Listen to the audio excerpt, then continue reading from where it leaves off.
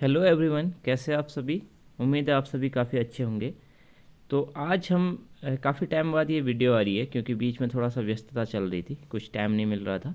तो आज हम यहाँ पर बात करेंगे syllabus for lecturer chemistry government polytechnic कॉलेजों के लिए जो लेक्चरर की वैकेंसी आ रखी है उसके सिलेबस को हम डिस्कस करेंगे। जैसे कि आपको पता है कि इसमें जो है हमारे जो भी इसमें सिलेबस है, इसमें 3 पार्ट हैं। एक हमारा हिंदी है, हिंदी, और साथ में इंग्लिश है, इंग्लिश, और तीसरा हमारा मेन सब्जेक्ट यानी हमारा केमिस्ट्री है। तो इसमें जो है आपको मार्क्स का भी परसेंटेज पता होगा कि यहाँ पर 100 मार्क्स की हिंदी है, 100 का इंग्लिश और 300 का क्या है केमिस्ट्री का पोर्शन है, और साथ में 50 नंबर का क्या है इंटरव्यू है। तो ये जो है टोटल मिला करके लगभग 550 मार्क्स का 550 नंबर का ये पेपर बन रहा है। तो इसके सिलेबस को आज हम डिस्कस करेंगे। बीच में वीडियोज कुछ नहीं आ पाई थी क्योंकि थोड़ा सा टाइम नहीं मिल पा रहा था। अब हम कोशिश करेंगे कि ये एक तो पॉलिटेक्निक लेक्चरर हो गया और दूसरा साथ में जो हमारा उत्तराखंड लेक्चरर है, ठीक है, उत्तराखंड लेक्चरर, उससे रिलेटेड भी हम यहाँ पर वीडियो लाएंगे, ठीक है। तो यहाँ पर अभी यूट्यूब में ही हम पढ़ा रहे हैं। अगर आप लोग इंटरेस्टेड होंगे कि कोई रेगुलर बैच, पेड बैच अगर चालू करना चाहें तो आप मेरे को बताना, मैं देखूंगा। अगर माना रेगुलर बैच अगर बच्चे जुड़ेंगे तो उसको भी कंटिन्यू करेंगे। तो पहला हमारा यहाँ पर टॉपिक आज का हमारा क्या, पॉलिटेक्निक लेक्चरर का जो सिलेबस है, जो जिन भी बच्चों ने इनका फॉर्म भर रखा है उनके लिए आज डिस्कस करेंगे। तो ये जो सिलेबस रहेगा पॉलिटेक्निक लेक्चरर का, इसका सिलेबस और साथ में उत्तराखंड लेक्चरर का सिलेबस, ये लगभग एक ही जैसे सिलेबस है। आज इसको डिस्कस करेंगे आपको, फिर इसके बाद में उसका सिलेबस दिखाऊंगा जो हमारा उत्तराखंड लेक्चरर का है, या आपको मैं इसमें PDF में दे दूंगा यहाँ पर। तो आप देखेंगे कि बिल्कुल सेम टू सेम ऐसा ही लगभग क्वेश्चन, ऐसा ही लगभग सिलेबस है। अब लेकिन इसमें थोड़ा सा डिफरेंस क्या है उत्तराखंड लेक्चरर और पॉलिटेक्निक लेक्चरर में। पॉलिटेक्निक लेक्चरर का जो लेवल है क्वेश्चंस का या फिर सिलेबस का, वो है लगभग BSc और MSc लेवल का ज़्यादा है, BSc और MSc लेवल का ज़्यादा है, और यहाँ पर थोड़ा सा इस लेवल के ही क्वेश्चन पूछे जाते हैं। लेकिन जो हमारा उत्तराखंड लेक्चरर है वहाँ पर ज़्यादातर क्वेश्चन, मतलब सिलेबस तो BSc तक का है लगभग, लेकिन जो हमारा पूछे जाते हैं मोस्टली क्वेश्चन 12th लेवल से ज़्यादातर पूछे जाते हैं, 11th-12th लेवल से, इंटरमीडिएट लेवल से। तो आज हम पहले इसका डिस्कशन करते हैं पॉलिटेक्निक लेक्चरर के सिलेबस का। फिर नेक्स्ट वीडियो में हम देखेंगे जो हमारा उत्तराखंड लेक्चरर है उसके सिलेबस क्या है, और साथ ही कुछ क्वेश्चंस किस टाइप से पैटर्न आता है वो देखेंगे। पॉलिटेक्निक लेक्चरर में किस टाइप से क्वेश्चन आ रहे हैं और उत्तराखंड लेक्चरर में किस टाइप से क्वेश्चन आ रहे हैं। तो बाकी आप लोग कमेंट में बताएंगे, ठीक है, जो भी आपको जो भी समस्या हो रही है, जो भी क्वेश्चन रहेंगे। तो पहला इसमें टॉपिक है हमारा क्या, atomic and nuclear and radio chemistry, ठीक है। तो पहला हमारा ज़्यादातर हमारा यही टॉपिक रहता है जब 11th की केमिस्ट्री पढ़ते हैं, वहाँ पर भी एटॉमिक स्ट्रक्चर और न्यूक्लियर केमिस्ट्री रहता है। तो इसमें जो हमारा दे रखा है, देखिए यहाँ पर सीधे Bohr's theory and its limitation दे रखे हैं, ठीक है। अब ऐसा नहीं है कि यहाँ पर बोर्स थ्योरी और इसके लिमिटेशन दे रखे हैं तो आपको पिछला नहीं पढ़ना है, ठीक है। आपको पढ़ना बेसिक से ही है क्योंकि क्वेश्चन वहाँ से भी आ सकता है, लेकिन मेनली जो मोस्टली क्वेश्चन आने की संभावना है वो इन्हीं टॉपिक से आएगा, ठीक है। De Broglie equation, Heisenberg's uncertainty principle, quantum theory, ठीक है, जो हमारा ड्यूलिटी, पार्टिकल की ड्यूलिटी, वेव पार्टिकल ड्यूलिटी जो होती है, ठीक है, यानी जो भी हमारा इलेक्ट्रॉन होता है वो पार्टिकल और वेव दोनों की तरह काम करता है, ये सब चीज़ें हैं। श्रोडिंजर्स वेव इक्वेशन, क्वांटम नंबर और उसका सिग्निफिकेंस, ये सब टॉपिक उत्तराखंड लेक्चर में भी हैं। Shape of orbitals, energy of hydrogen atom orbitals. उसके बाद ये हमारा एटॉमिक स्ट्रक्चर से रिलेटेड हो गया। अब न्यूक्लियर केमिस्ट्री से भी है, radio active decay, nuclear model, mass defect, binding energy, fission and fusion, isotope, isobar, isodiaphers, applications of isotopes in medicinal science, ठीक है। ये हमारा पहला पार्ट है। अब देखिए ज़्यादा तो पूरा सिलेबस बोलने में काफ़ी टाइम लगेगा, मैं आपको मेन बता देता हूँ कि क्या क्या इसमें है। अब दूसरी पीरियोडिक प्रॉपर्टीज सेम जैसा कि हमारा उत्तराखंड LT के लिए भी हमने पढ़ा था, सेम वही 4 पीरियोडिक प्रॉपर्टीज होती हैं, ठीक है। एटॉमिक साइज हो गया, और दूसरा हमारा इलेक्ट्रोनेगेटिविटी, आयनाइजेशन एनर्जी और इलेक्ट्रॉन एफिनिटी, उन्हीं का हमें वेरिएशन कहीं ना कहीं देखना होगा, और साथ में यहाँ पर हाइड्रेशन एनर्जी और लेटिस एनर्जी को भी हमें पढ़ना है। तीसरा केमिकल बॉन्डिंग। अब यहाँ पर अगर आप देखेंगे तो 11th में फर्स्ट मतलब हमारा जो एटॉमिक स्ट्रक्चर जो सेकंड चैप्टर है, ठीक है, उसके बाद थर्ड चैप्टर हमारा कौन सा है, पीरियोडिक प्रॉपर्टीज, तीसरा केमिकल बॉन्डिंग, बिल्कुल सेम उसी सीक्वेंस में यहाँ पर दे रखा है। इसके बाद और पढ़ना भी इसी सीक्वेंस में, तभी आपको अच्छे से क्वेश्चन भी होंगे। तो केमिकल बॉन्डिंग में वही सब है, hybridization, VBT, VSEPR theory, MO theory, ठीक है, और होमो हेट्रोडायटोमिक मॉलिक्यूल्स के लिए है, ठीक है। तो यहाँ पर देखिए अब पीछे की उसने बहुत सारी चीज़ें छोड़ रखी हैं। मेन उसने जहाँ पर से थ्योरीज वगैरह वाला पोर्शन है, hybridization, VBT, valence electron pair theory, और उसके अलावा एमओ थ्योरी। यहाँ पर से बहुत ज़्यादा क्वेश्चन आते हैं एमओ थ्योरी से, जैसे पूछता है कि O2 कैसा है, पैरामैग्नेटिक है, डायामैग्नेटिक है, इसका बॉन्ड ऑर्डर क्या होगा, तो ये है। अब यहाँ पर आपको देखिए S and P block element भी इसी के अंदर डाल रखा है, ठीक है, S and P block element डाल रखा है, ठीक है। और इसके अलावा ऑक्सीडाइजिंग एंड रिड्यूसिंग एजेंट्स, मतलब ऑक्सीडेशन एंड रिडक्शन वाला चैप्टर, और बैलेंसिंग ऑफ रिडॉक्स रिएक्शन, ये सारी बहुत सारी चीज़ें आप जो है उत्तराखंड एलटी की मैंने प्रिपरेशन करवाई थी, तो उसमें भी आप पढ़ चुके हैं। उसके अलावा एसिड बेस कॉन्सेप्ट भी आपको दे रखे हैं, concept of acid and base, Bronsted Lowry theory, Lewis concept of acid and base, hard and soft acid and base, ये भी मैंने यूट्यूब पे भी पढ़ा रखा है, ठीक है। इसके अलावा देखिए अब अगला जो 4th चैप्टर है वो chemistry of transition element and coordination chemistry. ये थोड़ा सा जो हमारा यहाँ से बहुत ज़्यादा क्वेश्चन आने के चांसेस रहते हैं, जो हमारे कोऑर्डिनेशन केमिस्ट्री होती है। अगर आप नेट की तैयारी भी कर रहे हैं साथ ही साथ, तो आपको लिए बहुत हेल्पफुल है ये एग्ज़ाम भी। तो आप दोनों एग्जामों में लगभग देखेंगे कि क्वेश्चन पैटर्न बहुत सारा मैच करेगा, और ये सिलेबस भी मैच करता है।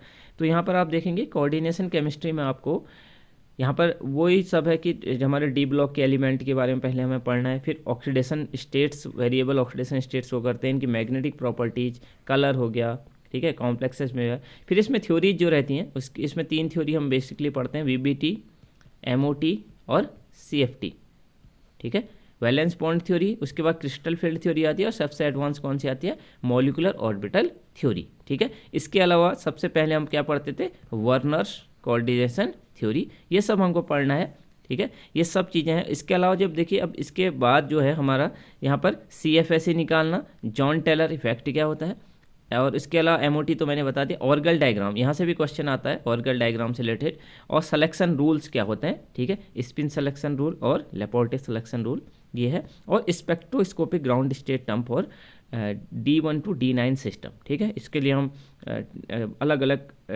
वो निकालते हैं ग्राउंड स्टेट टर्म, ठीक है, जैसे 2D 3/2 इस टाइप से टर्म आते हैं ना, वही सब यहाँ पर हमें देखना है। तो कोऑर्डिनेशन केमिस्ट्री के अंदर आप चाहे डी ब्लॉक एलिमेंट और इसके साथ ही कोऑर्डिनेशन केमिस्ट्री दोनों को हम साथ साथ ही पढ़ते हैं, ठीक है। अब हम देखते हैं अगले, इसके बाद टॉपिक है नॉन ट्रांजिशन या इनर ट्रांजिशन एलिमेंट की बात करते हैं, ठीक है। नॉन ट्रांजिशन एलिमेंट मतलब पी ब्लॉक के एलिमेंट, ठीक है, यहाँ पर कौन से आते हैं, पी ब्लॉक के एलिमेंट,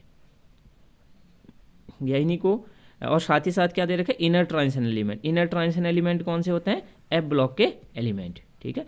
तो पी ब्लॉक और एफ ब्लॉक के एलिमेंट भी हमें पढ़ने हैं, और इसमें क्या क्या पढ़ना है हमें मेनली देखिए, जहाँ पर टॉपिक दे रखे तो इन्हीं टॉपिक से मोस्टली क्वेश्चन आने के चांसेस रहते हैं। तो प्रिपरेशन प्रॉपर्टीज बैंडिंग इन डाइबोरेन्स, ठीक है, डाइबोरेन्स और हायर बोरेन्स, डाइबोरेन मतलब B2S6 और हायर बोरेन्स भी, उनको भी पढ़ना है। पॉलीहेड्रल बोरेन्स, एनायंस एंड कार्बोरेन्स, ठीक है, बोराजीन्स, बोरेन नाइट्राइल, सिलिकॉन्स, सिलिकेट्स और फॉस्फोनाइट्रिलिक कंपाउंड्स और इंटरहेलोजन जीनोन कंपाउंड्स, तो यही सब हमें पढ़ना है इसमें से, ठीक है। तो जो टॉपिक दे रखे उन्हीं पे आप फोकस रखेंगे। तो उसके बाद लेंथेनॉइड और एक्टिनॉइड, यहाँ से तो मोस्टली क्वेश्चन आता ही आता है लेंथेनॉइड और एक्टिनॉइड से, और छोटा सा चैप्टर रहता है इसमें, बेसिकली आपको ऑक्सीडेशन स्टेट्स को देखना होता है, ठीक है, और इसके अलावा इनमें कितने अनपेयर्ड इलेक्ट्रॉन होते हैं, ठीक है, और इसके अलावा इनमें कलर से रिलेटेड भी कभी कभी आपको क्वेश्चन पूछा जाता है, तो हम आगे देखेंगे क्या क्या चीज़ें हैं इसमें। दे भी रखा है क्या क्या, देखिए क्या क्या है इसमें। ऑक्सीडेशन स्टेट है सुपर हैवी एलिमेंट्स की, और एनालिटिकल एंड मेडिसिनल एप्लीकेशन भी इनका दे रखा है, ठीक है, और मैग्नेटिक प्रॉपर्टीज, स्पेक्ट्रल, ये सब दे रखा है, तो ये सब भी थोड़ा आपको देखना पड़ेगा। इसके अलावा ऑर्गेनोमेटलिक कंपाउंड्स, ठीक है, ये आप चाहे नेट के लिए पढ़ रहे हो तो यहाँ भी आपको ऑर्गेनोमेटलिक कंपाउंड वहाँ भी बहुत ज़्यादा दिखता है, और यहाँ भी आपको दिखता है। तो इसमें वही synthesis, structure, bonding, reactivity, application, और इसमें मोस्टली आपको 18 इलेक्ट्रॉन रूल वगैरह से रिलेटेड क्वेश्चन भी पूछता है, मेटल बॉन्ड कितने हैं ये भी पूछता है, तो इस टाइप के क्वेश्चन सिंपल से क्वेश्चन भी आते हैं। तो ऑर्गेनोमेटलिक केमिस्ट्री भी बहुत ज़्यादा सिलेबस नहीं है इसका, छोटा सा सिलेबस हमारे यहाँ पर दे रखा है। उसके अलावा सिमेट्री एंड ग्रुप थ्योरी, बहुत ही मतलब छोटा सा सिलेबस है इसका। इसमें वही पूछना है कि सिमेट्री एलिमेंट्स कौन से, सिमेट्री ऑपरेशन कौन से हैं, ग्रुप क्या होता है, सब ग्रुप क्या होता है, और कुछ कंपाउंड्स के ही आपको यहाँ पर पॉइंट ग्रुप निकालने हैं, लाइक अमोनिया, ठीक है, अमोनिया, जैसे हम क्या करते हैं, इसमें हमारे पास ये अमोनिया का स्ट्रक्चर होता है, इसमें C3 होता है और C3 के बाद सिग्मा भी होता है, तो C3 भी इसका पॉइंट ग्रुप आता है, ठीक है। ऐसे ही H2 का, PCl5 का और XeF4। अब ये क्वेश्चंस हमको यहाँ पर एग्जांपल्स भी इसने दे रखे हैं, इन एग्जांपल्स को हम करेंगे सॉल्व। इसके अलावा बायो इनऑर्गेनिक केमिस्ट्री, ये तो हर एग्जाम में आपकी ज़्यादातर पूछी जाती है। तो बायो इनऑर्गेनिक केमिस्ट्री में वही सब आएगा कि जो हमारे एसेंशियल और ट्रेस एलिमेंट्स होते हैं, जैसे हमारे पास यहाँ पर कैल्शियम का हमारे बॉडी में क्या यूज है, मैग्नीशियम का क्या यूज है, ठीक है। इसके अलावा आयरन का क्या यूज है, यही सब हमारे जो भी हमारे छोटे छोटे मेटल्स होते हैं, इनका हमारा एल्कली मेटल और एल्कलाइन अर्थ मेटल्स का हमारी बॉडी में क्या यूज है, हीमोग्लोबिन, मायोग्लोबिन, नाइट्रोजन फिक्सेशन क्या होता है। तो ये सब जो है आपको यहाँ पर पढ़ना है और यहाँ से भी क्वेश्चन पक्का आते हैं, ठीक है, बायो इनऑर्गेनिक केमिस्ट्री से। अब इसके बाद हमारा है green chemistry and nano chemistry, ठीक है। ग्रीन केमिस्ट्री और नैनो केमिस्ट्री में बहुत सारी यहाँ पर टेक्निक्स भी हैं, ठीक है, लाइक जैसे TEM, SEM, SPMT, AFM, X ray diffraction and ASC, ये हमारे टेक्निक्स हैं। और प्रिंसिपल क्या क्या होते हैं, 12 हमारे प्रिंसिपल होते हैं ग्रीन केमिस्ट्री में, ठीक है। और ग्रीन रिएजेंट कैसे बनते हैं, ग्रीन सिंथेसिस कैसे होती है, और इसके अलावा नैनो पार्टिकल्स के बारे में भी हमको यहाँ पर पढ़ना है, ठीक है। तो एक ये टॉपिक थोड़ा सा आपको MSc लेवल का ये टॉपिक है, ठीक है। इसके अलावा इन्वायरमेंटल केमिस्ट्री के बारे में पढ़ना है। जैसे हमारे इन्वायरमेंटल केमिस्ट्री में बेसिकली हम पढ़ते हैं कि ओजोन परत का क्षरण कैसे होता है, ओजोन डिप्लेशन हो गया, ग्रीन हाउस इफेक्ट हो गया, ठीक है, एसिड रेन क्या होती है, और एयर पॉल्यूशन में सल्फर के ऑक्साइड, नाइट्रोजन के ऑक्साइड, इनका क्या क्या रोल होता है। और इसके अलावा पानी में जो पॉल्यूशन होता है उसके बारे में मोस्टली यहाँ पर वाटर पॉल्यूशन के बारे में दे रखा है कि COD यानी chemical oxygen demand, biological oxygen demand, POD, TDS क्या होता है पानी का, pH, ये सब मतलब इन पर पानी में कैसे आप इनको मेजर करके पानी के क्वालिटी को चेक कर सकते हैं, ये सब है। और सॉइल पॉल्यूशन के बारे में भी है। इसके अलावा statistical data analysis and analytical techniques, ये थोड़ा सा नया सा टॉपिक है, ठीक है। तो ये भी आपको थोड़ा बहुत देखना पड़ेगा, ठीक है। उसके अलावा आप देखिए ये हमारा किस चीज़ का सिलेबस था, ये हमारा था इनऑर्गेनिक केमिस्ट्री का सिलेबस, ठीक है। तो इनऑर्गेनिक केमिस्ट्री में आपको ज़्यादातर जो टॉपिक दिख रहे हैं वो क्या है, यहाँ पर 11th से आप अगर देखेंगे तो आपका atomic structure, periodic properties, chemical bonding, उसके अलावा फिर जो हमारा S ब्लॉक, P ब्लॉक और इसके अलावा D ब्लॉक और F ब्लॉक एलिमेंट्स हैं, ठीक है। और ये है हमारा bio inorganic chemistry, green chemistry और इन्वायरमेंटल और स्टैटिकल डाटा है। अब हम देखते हैं ऑर्गेनिक केमिस्ट्री के सिलेबस को। तो ऑर्गेनिक केमिस्ट्री में हमें देखिए ज़्यादातर हमें क्या मेनली पढ़ना है, यहाँ पर देखिए स्पेक्ट्रोस्कोपी बहुत ज़्यादा इंपॉर्टेंट टॉपिक है। इसमें देखिए स्पेक्ट्रोस्कोपी में आपको सभी टाइप की स्पेक्ट्रोस्कोपी यहाँ पर पढ़नी है, ठीक है। जैसे हमें IR पढ़ना है, UV पढ़ना है, ठीक है, और माइक्रोवेव स्पेक्ट्रोस्कोपी हो गया, ठीक है। और इसके अलावा NMR और मास स्पेक्ट्रोमेट्री, ये सारे टाइप की स्पेक्ट्रोमेट्री आपको पढ़ना है, ठीक है, स्पेक्ट्रोस्कोपी। तो इसमें basically IR, UV, microwave, mass spectrometry, इन सब के बारे में पढ़ना है। और इससे कैसे कैसे स्ट्रक्चर निकलते हैं, जैसे आपको दे देगा कोई कंपाउंड, जैसे बोलेगा, एक तो बोलता है कि इस कंपाउंड में कितने NMR सिग्नल आएंगे। जैसे एक तो ये क्वेश्चन आता है कि जैसे आपको ऐसे दे देगा CH3, CH2, Cl, और बोलेगा इसमें कितने NMR सिग्नल आएंगे। तो एक यहाँ से आता है, एक यहाँ से, तो 2 सिग्नल आते हैं। और एक दे देता है कि 2 NMR सिग्नल इसमें से किस कंपाउंड में आएंगे। ज़्यादा सिग्नल से रिलेटेड ही क्वेश्चन यहाँ पर पूछता है। तो ये हो गया। और UV और IR के क्वेश्चन भी कभी कभी मिक्स टाइप के क्वेश्चन भी आ जाते हैं यहाँ पर, 2-3 स्पेक्ट्रोस्कोपी के मिक्स क्वेश्चन, उससे फिर हमें स्ट्रक्चर निकालना होता है। इसके अलावा फिर ऑर्गेनिक कंपाउंड्स में हमारा नोमेनक्लेचर है IUPAC नोमेनक्लेचर, एलोफेटिक, एरोमेटिक और बाईसाइक्लो कंपाउंड्स का और स्पाइरेंस का, ठीक है। बाईसाइक्लो मतलब जिनमें 2 साइकिल होती है इस टाइप के कंपाउंड्स की, ठीक है। और स्पाइरेंस किस टाइप के होते हैं, ऐसे जहाँ पर एक साइड पर ये कंजक्शन पर जुड़े रहते हैं। इन दोनों का नोमेनक्लेचर का हमें सीखना है, ठीक है। तो ज़्यादातर क्वेश्चन जो आते हैं उन्हीं से बाईसाइक्लो और स्पाइरेंस से पूछा जाता है। फिर उसके बाद आइसोमेरिज में, ठीक है, आइसोमेरिज में पूरा है, ठीक है, कौन सा हमारा स्ट्रक्चरल आइसोमेरिज में और दूसरा कौन सा होता है हमारा स्टीरियो आइसोमेरिज में। अब इसमें से स्ट्रक्चरल आइसोमेरिज में से ज़्यादातर यहाँ पर टॉटोमेरिज में से क्वेश्चन पूछे जाते हैं मोस्टली। और स्टीरियो केमिस्ट्री में आपको पहले सिमेट्री एलिमेंट्स के बारे में पढ़ना बहुत ज़्यादा ज़रूरी है। सिमेट्री एलिमेंट्स ये आपको ग्रुप थ्योरी में भी हो जाएगा। और इसके अलावा फिर कैरलिटी, प्रोकैरलिटी, RS नोमेनक्लेचर से क्वेश्चन मोस्टली पूछा जाता है, ठीक है। फिर बाकी ये सब हमारा रेसिमिक मॉडिफिकेशन हो गया, optical purity, asymmetric synthesis, enantiotopic and diastereotopic group and faces, ये सब आपका थोड़ा बहुत आप जो MSc में पढ़ते हैं वो सब है, ठीक है, नेट के लिए पढ़ते हैं या फिर और ईजेड नॉमेनक्लेचर आपको पता है, ठीक है। तो यहाँ पर जब नॉमेनक्लेचर होता है आरएस नॉमेनक्लेचर, ईजेड नॉमेनक्लेचर या फिर सिस ट्रांस टाइप का नॉमेनक्लेचर, ये सब आपको यहाँ पर देखना होता है। बहुत सरल सी चीज़ें हैं, ठीक है। तो सिंपल है, सिलेबस बहुत ज़्यादा टिपिकल भी नहीं है। ऑर्गेनिक रिएक्शन मैकेनिज्म, अब देखिए सेम वही पैटर्न यहाँ पर फॉलो हो रहा है। सबसे पहले हम क्या पढ़ते हैं, बेसिक जनरल ऑर्गेनिक केमिस्ट्री पढ़ते हैं। यही सीक्वेंस आपको जब भी पढ़ेंगे तो ये सीक्वेंस रहता है। जीओसी के बाद आपका रिएक्शन मैकेनिज्म, ठीक है। या फिर आप इससे पहले स्टीरियो केमिस्ट्री भी पढ़ सकते हैं, स्टीरियो केमिस्ट्री, ठीक है। और इसके अलावा फिर आपका इसके बाद रिएजेंट एंड नेम रिएक्शन, ये आपको अगर ये सीक्वेंस होता है ऑर्गेनिक केमिस्ट्री का पढ़ने का। तो जनरल ऑर्गेनिक केमिस्ट्री सबसे आप पहले पढ़ेंगे।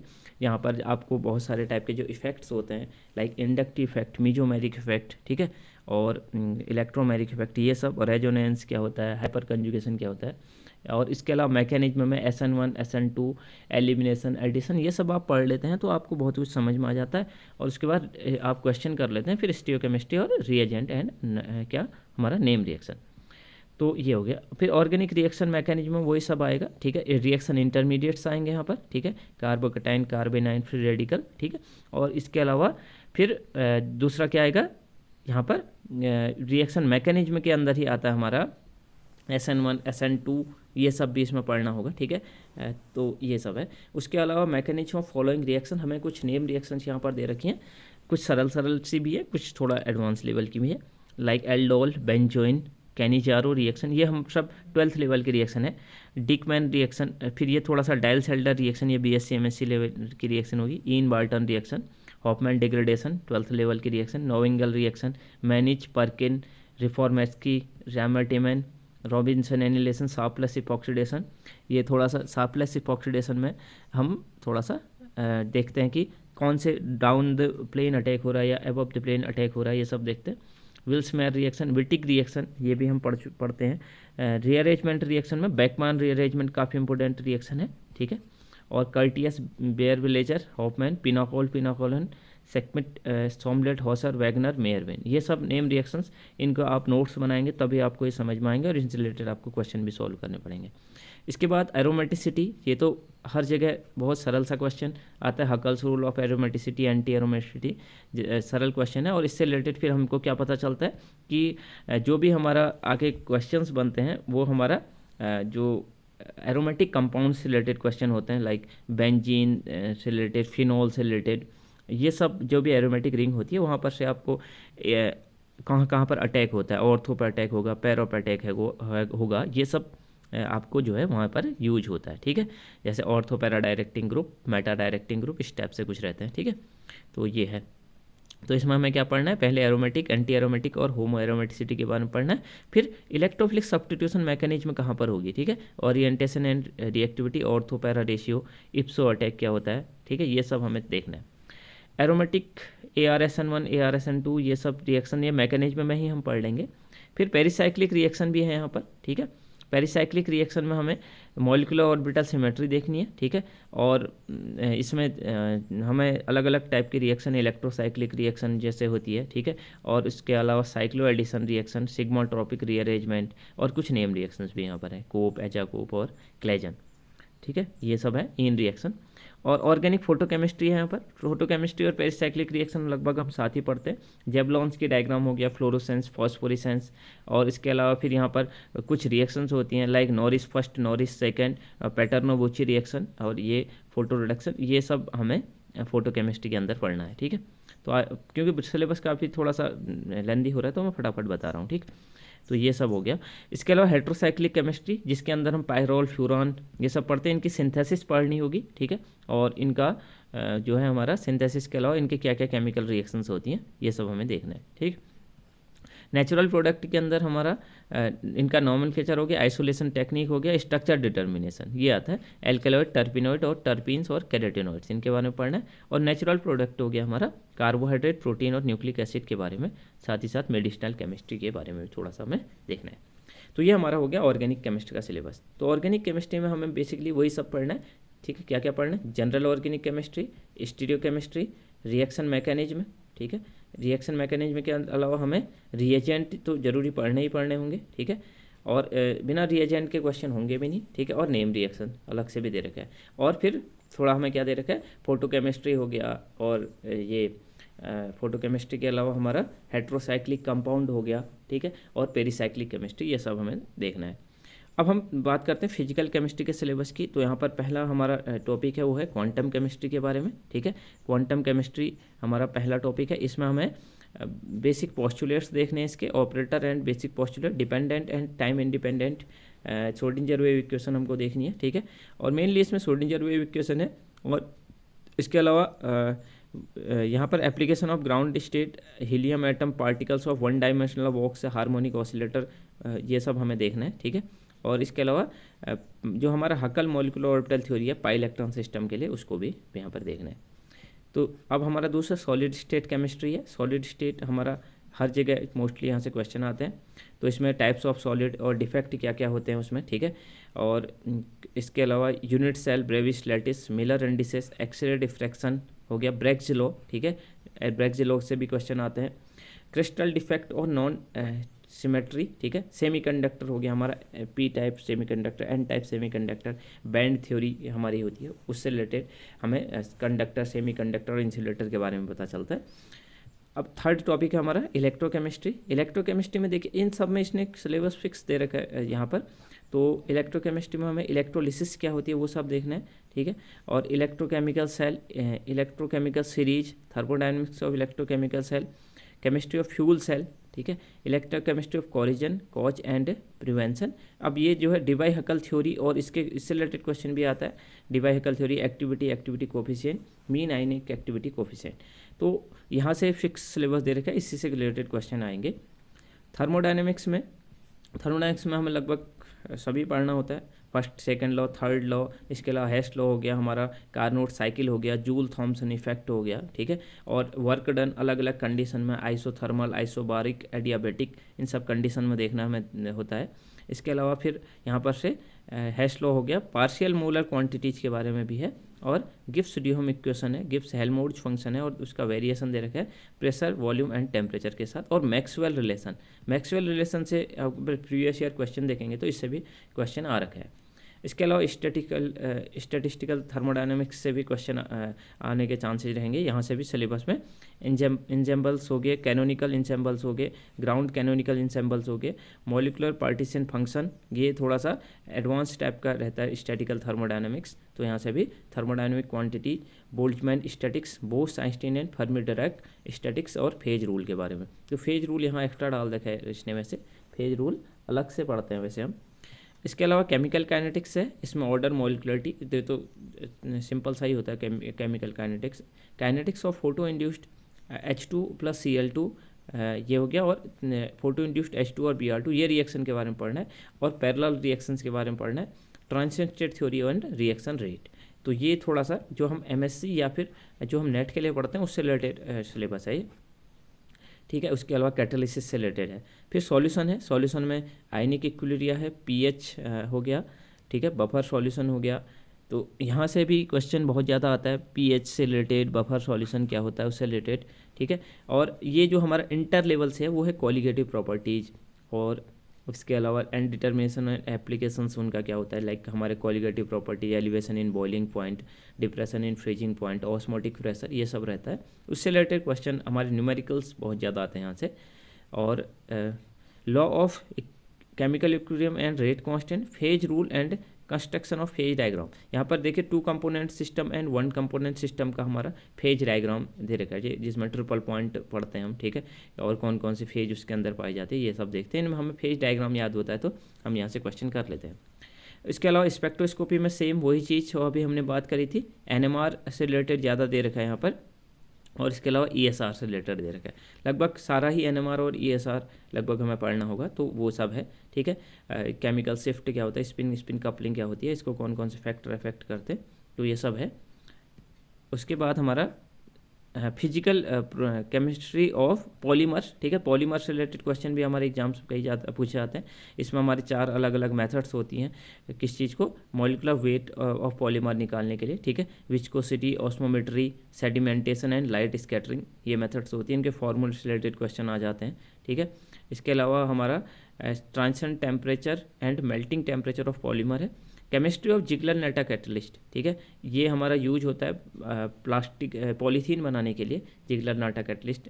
Introduction of rheology, mechanism and reduction properties of polymer, ठीक है, ये थोड़ा सा कुछ नए नए टॉपिक भी हैं, तो ये पॉलीमर के बारे में भी हमें पढ़ना है। सरफेस केमिस्ट्री और कोलेटल, ये एडजॉर्प्शन एब्जॉर्प्शन और उसको समझाने के लिए कौन कौन सी थ्योरीज आती है, लाइक लैंगम्यूर हो गया, फ्रेंडलिच हो गया और बीईटी थ्योरी हो गया।